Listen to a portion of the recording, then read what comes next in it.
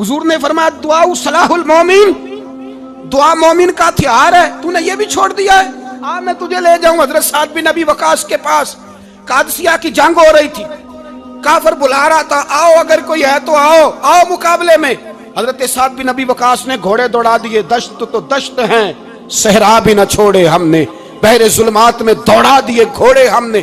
حضرت سعد بن ابی وقاص نے گھوڑے دوڑائے، آگے دریا آ گیا، کوئی پل نہیں، کوئی شے نہیں۔ اسلام کی عزت کا سوال ہے۔ حضرت سعد بن ابی وقاص نے ہاتھ اٹھائے اور کہا اے اللہ، اگر تو موسیٰ کی نافرمان قوم کو رستہ دے سکتا ہے تو ہمارے دلوں کو جانتا ہے، ہم تو اپنے رسول کے فرما بردار غلام ہیں۔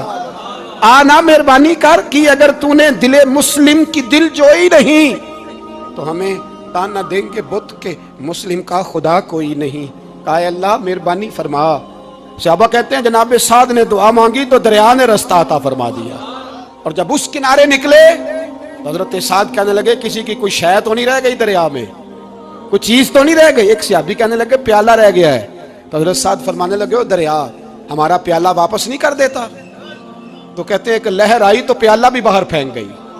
او بھائی، ہم اسی رسول کا کلمہ پڑھتے ہیں جن کا حضرت سعد بن ابی وقاص نے کلمہ پڑھا تھا، اور کسی جگہ میرے نبی پاک نے نہیں فرمایا اللہ صحابی کی سنے گا بعد میں آنے والوں کی نہیں سنے گا، کسی جگہ نہیں کہا۔ پر تو کشکولے دعا بھی نہیں اٹھاتا، مصیبت میں بھی اب یاد خدا ہم کو نہیں آتی، دعا منہ سے نہ نکلی، جیبوں سے عرضیاں نکلی، تو یہ کام بھی نہیں کرتا۔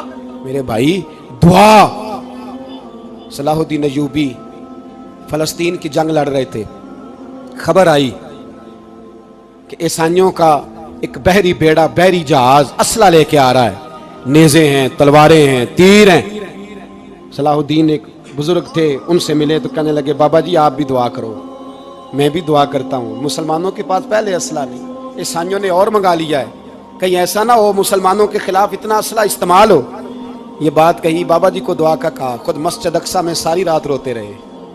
صلاح الدین ساری رات، ہمارا حکمران جسے ربنا آتنا فی الدنیا پوری نہیں پڑھنی آتی، اور اب تو ایسے پیر آ گئے ہیں میدان میں جو سورہ فاتحہ سیدھی نہیں سنا سکتے الا ماشاءاللہ۔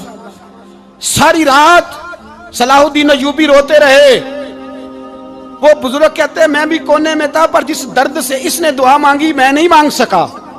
سویرے خبر آئی کہ دشمن کا وہ بحری بیڑا جو اسلحہ لے کے آ رہا تھا دریا میں غرق ہو گیا ہے۔